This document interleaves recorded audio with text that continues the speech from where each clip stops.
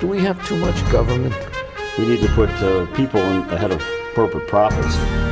This system is so lopsided. This threat is a real threat to democracy.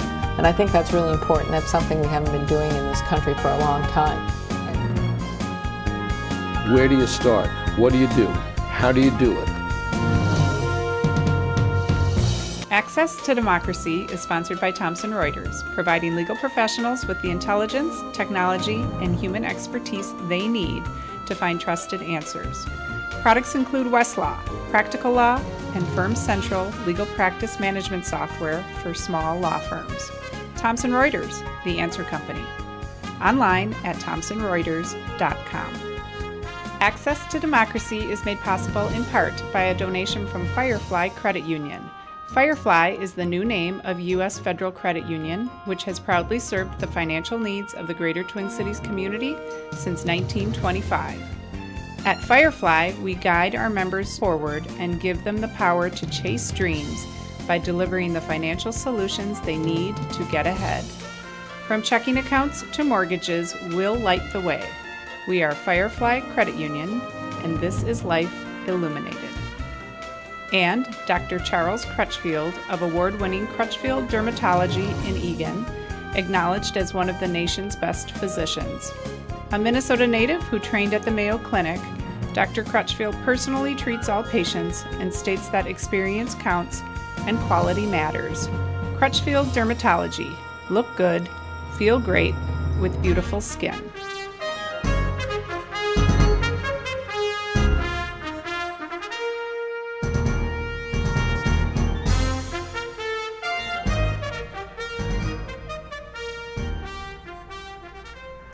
And Access to Democracy returns with the Rick King Show.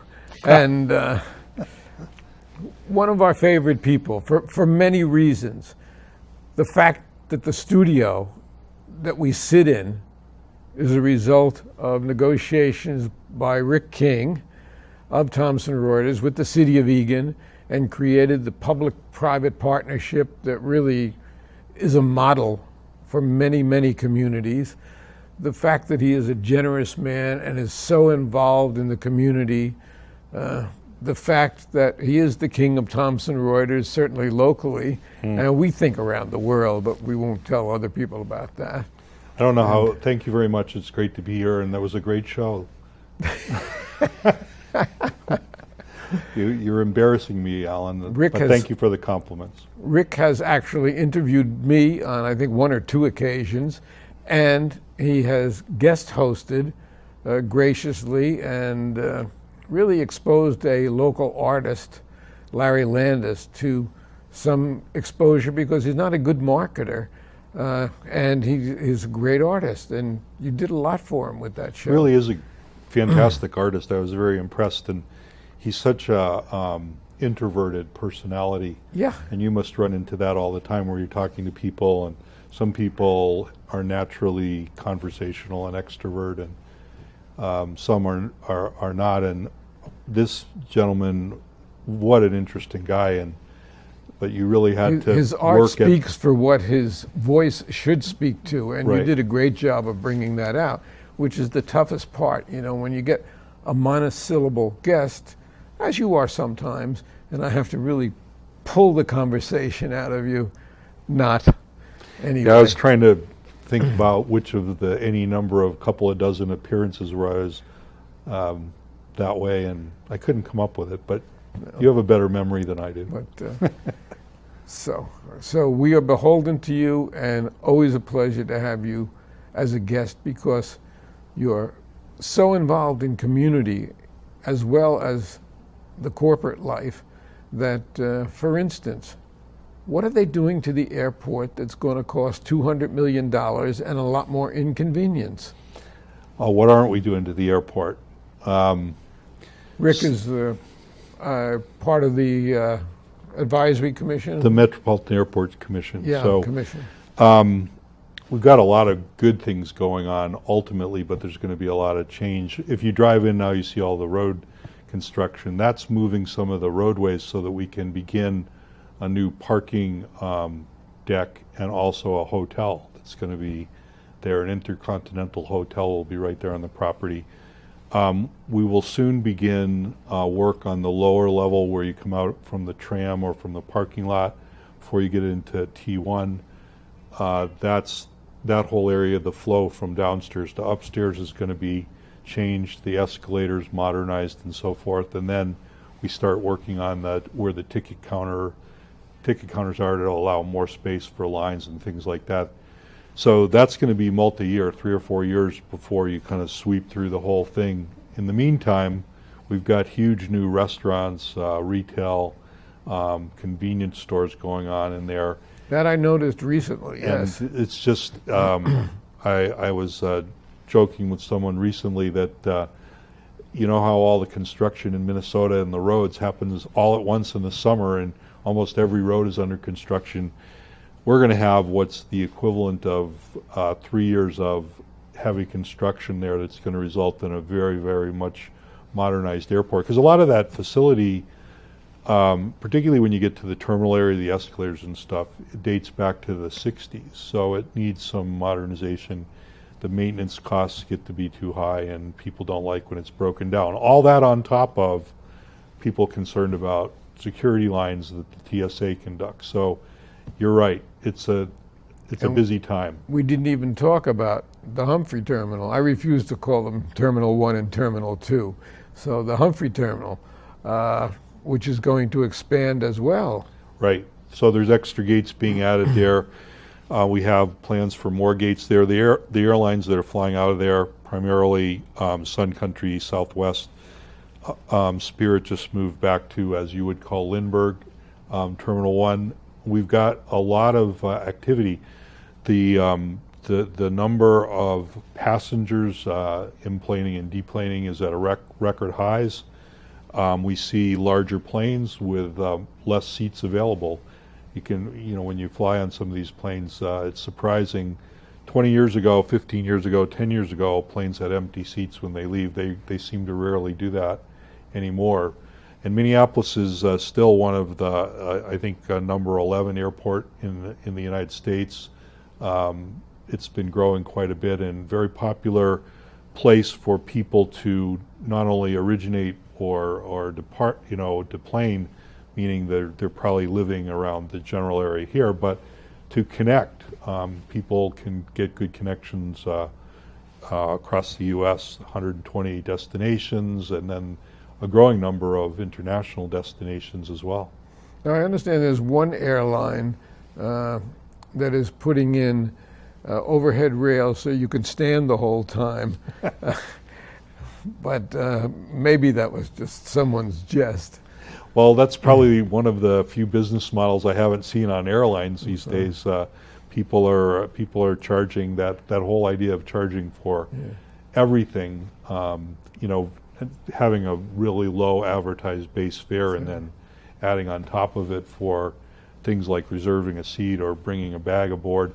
Personally, or checking a bag rather, I think we should be more about charging people to take bags aboard rather than charging them to check them, because it takes less security time to get through. But personally, as a flyer myself, I would rather have an all-in fare. I'd rather have you tell me what it's going to cost me. Don't nickel and dime me. Don't make me buy I'm peanuts. with you all the way You know, on that. Let's be realistic about it. And the airline models are very strange, because you would think if you fly more miles that it takes longer for the crew to be paid and takes more fuel for the planes, etc.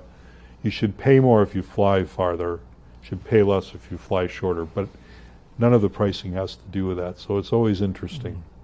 Now you said something which has always struck me as interesting. You said when people deplane. Does that mean that when we get on board, we're planing? Yes. Is that what that is? Inplaning. Inplaning. Yes. And deplaning. Yes. Isn't that interesting? I think of deplaning as boss deplane, but Deplane? People wouldn't remember that from. Well, I do. Certainly, young people would not remember that from Tattoo, television. I believe. Yes, tattoo, right? Yes. Yeah. There's a few words that got made up along the way in these things like inplane, deplane, but I suppose that one comes from embark and debark, which is a travel thing, mostly attributed to ships, I Now, think. see, when you say that, I think the bark of my dog is incredible because she guards the whole cul-de-sac. There you go. So, But she doesn't guard your basement against flooding, apparently. no, apparently not. That would be a And, useful dog, yeah. wouldn't it? I'm not a good swimmer, and it Well, was, one it was doesn't touch and go this week. One doesn't expect to swim in one's basement, do they? Oh, well. So, as we talk about things that have happened and things that are happening, not just with the airport, talk about some of the changes that have come to Egan since you have joined us here in the Egan community. Well, It's been incredible to my way of thinking. yeah, if you're talking about, I mean, if I think about the city of Egan itself, the population has grown quite a bit. I think when this building first came here, and I wasn't working here, when the early people in West Publishing bought the land, this was a farm. This was a multi-parcel farm that was put together by the people at West Publishing to buy it, to originally put the manufacturing building to print books, and then the office building ultimately that moved from St. Paul. But all around it were farmlands, and now you see the big UPS facility. You John Nassif came along with really a good eye for expansion. I think in '82 the printing facility went in. Exactly. And I think this building in '88. I'm not sure. No, I think you're very close, if not exactly right. John Nassif was the person, and the way that happened was quite interesting. John is a fantastic guy, and a guy with a great eye for ideas and making them happen. Still is, by the way, the same way. But he used to stop on the way home at a farm stand, and he would buy his corn on the way home. And he'd stop at the same place all the time, and one day the farmer said to him, John, you're going to have to find a new place to buy your corn after XYZ time. And John said, well, why? He said, because I'm selling the farmland. And he said, really, you're getting out of farming? Yes. And he said, well, give me my stuff, I've got to go. He immediately went back to the office, and they started putting together the pieces, and they made an offer right out of that, saying, because he said he saw that property and he said, that's not going to happen too often in the world, we got to jump on it. And that's really how they started here. So it's called keeping your ear to the ground. A little ear of corn? Yes, Or there's your farm pun joke for the day. Okay. Anyway, yeah, so there's that. The UPS facility is huge, and it's great to have that so close. The Y right across the street here was new, and then you see all the A really nice facility. It is a nice facility, and all the other developments, and then the newest one hopefully gets through the city council. I don't really see any problem, and the county government and the Met Council, all the approval layers for the Vikings practice facility and office complex to move here from. Which is going to be a state-of-the-art, huge complex. Huge. Somebody's using that, I think. Does that have an politically H at the on it or moment, just yeah. a U? No, it's a Y. It's a huge. You give away your origins. It's yeah. Yeah, that's going to be a fantastic place, Yeah. and really, even though at the same time, you have some things like the nature of the Lockheed plant changed, the nature of having Northwest Airlines headquarters here changed. And of course, we have the outlet mall also. But when you which look is an what comes in outstanding and outlet what's mall. gone out, it's a great community alive with development, alive with good living, good parks, and it's a good place to, it's a good place to be. So a lot of people that we have visit are impressed with the area and think the whole area is very livable, especially if they're commuting 2 hours each way to work in London.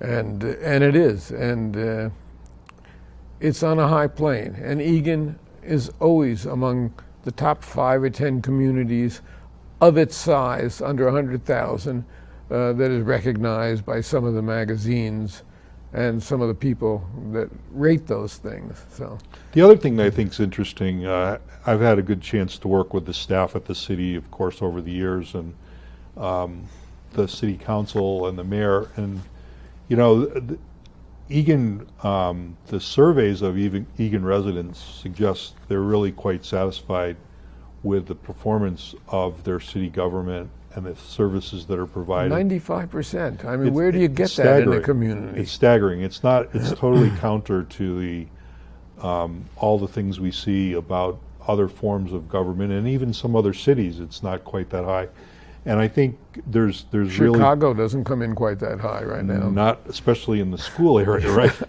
It's interesting how that city council, there's different opinions on the city council, and with the mayor, the 5 people that they're sitting there, but they manage to get things done. They have different views.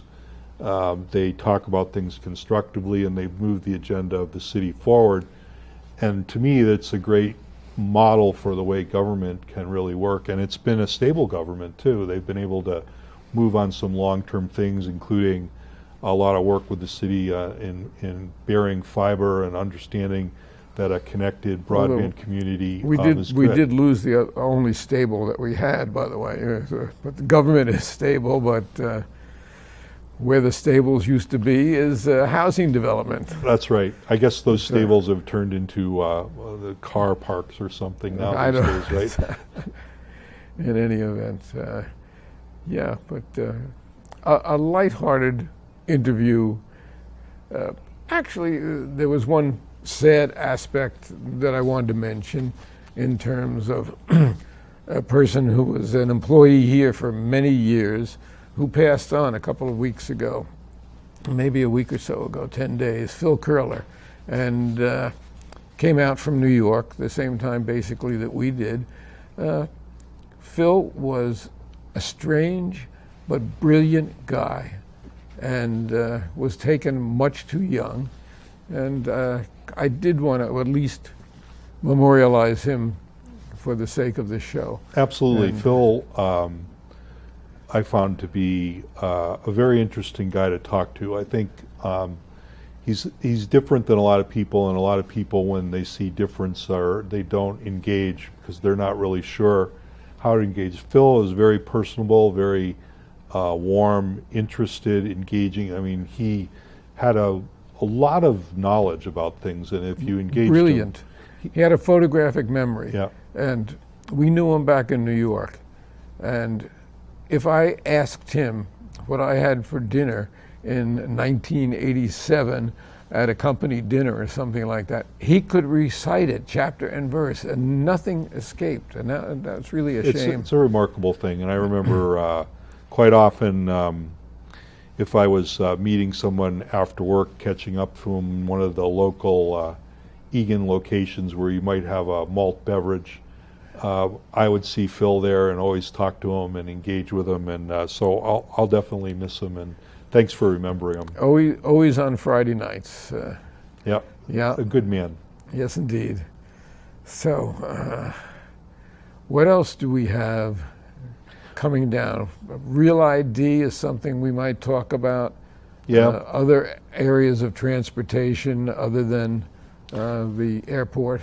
The thing, I think Real ID is an interesting one, Alan. I mean, it got all caught up in the way the legislative session ended this year, and we really didn't do anything about solving the problem, and that Along with many other things that we didn't solve. True. So I don't think Real ID got picked on particularly there, but from somebody who's at the airport or flying a lot, I want to make sure that our state is compliant with the requirements to allow our citizens to enter federal buildings, to go through the TSA security lines with the proper identification. I think it would be a real mess. You always have that card in your wallet. You don't always have your passport in your wallet. True. I mean, it's a driver's license that has certain elements to it that make it federally compliant, and that's the term Real ID. And most states have adopted it or are on the way to adopting it. I hope that Minnesota gets along to do that, because certainly you can get a passport. You can also get a passport card. Whenever you renew your passport, just check the little box that says card, and they'll give you a wallet card form. It's only good for going to Canada and Mexico, but it will work for your airport and your Well, federal. Canada is about to build a wall to keep Americans out because they're getting frightened about what might happen in this election. And if that does happen, Mexico will have a wall to keep them out of the United States. So You didn't want to enter into this discussion, I thought you said at the beginning. no politics. I Nope, didn't not that mention kind. names. Just That's it. state politics, right? Well, the other thing about Real ID, just so You're trumping my card, but we won't get into that. ooh, So- wow, that's good. You're like 3 up on me now. I'm going to have to really get going on those things. The last point I wanted to make on Real ID, because I think this is important if people want to do this. Minnesota has already the capability of doing something called an enhanced driver's license. If you read in the DPS, Department of Public Safety information, it'll say EDL, enhanced driver's license. Costs $7 extra. It is compliant with the Real ID Act. Last count, I think there are about under 10,000 Minnesota drivers who had that compliant ID. So there is a way you can get that. If you travel a lot and your driver's license is coming up for renewal, consider that. You need more paperwork about your background and so forth in order to get it. Another thought about the airport, to get back. How have Uber and Lyft affected, the taxi drivers, I know, who hate them both, but how has that affected? Has it been a transition that's been smooth, or have there been difficulties with it? Well, I think the transportation network companies, which is the broad name we use for people like Uber and Lyft, have operated at the airport through a prearranged call lane that was already there, and they pay a fee to do that. And they have done quite a number of rides at the airport so far during this year, which is the first year that they've really operated. It's a grave concern to the taxi community because I think it's probably taken away about 15% of the taxi trips so far going to the TNC companies. And in fairness to the taxi drivers, you don't have too many millionaires driving cabs. No, they tend to be, people work long, hard hours. They never know whether the fare is going to take them to the airport or somewhere farther. They work really hard. They tend to be from our diverse community, people of color, working long hours, families at home, sending money even back to where they live in other parts of the world. And so, it's a community that you really want to be supportive of at the same time. You really want to protect them, yes, because... So the airport, like a city would do, they have ordinances that deal with taxis and TNCs and other transportation companies and so forth. And we're just in the process of having a hearing about the taxi ordinance. We'll have that in probably in July. A public hearing where we'll take all kinds of comments as we look about the rules for regulating taxis at the airport. We've already had a hearing on the TNCs and operating those at the airport. So we'll be working on those two things. But our goal is to make those as close to equal as we can, and then that's sort of the regulatory side. And then after that, it's capitalistic. You provide a good service, you provide a better service, you compete with each other, and we can't protect them fully, like the taxis or the TNCs. We've got to allow for free commerce, but we want to make sure that they're on a level playing field. Now, what's in the offing for Thomson Reuters?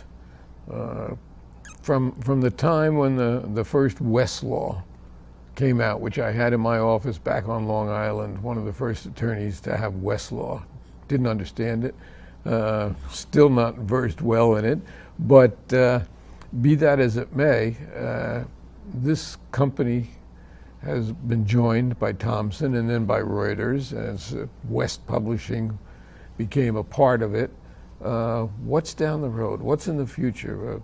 IT is moving so fast that I can't keep up with it. It is. So the Westlaw, which the product successor now is Westlaw Next, still has a lot of research to it. We have another product that's a companion product called Practical Law, which gives a lot of instances and use cases for applying the law. It's seen a lot of growth in the areas of the world that we actually sell it.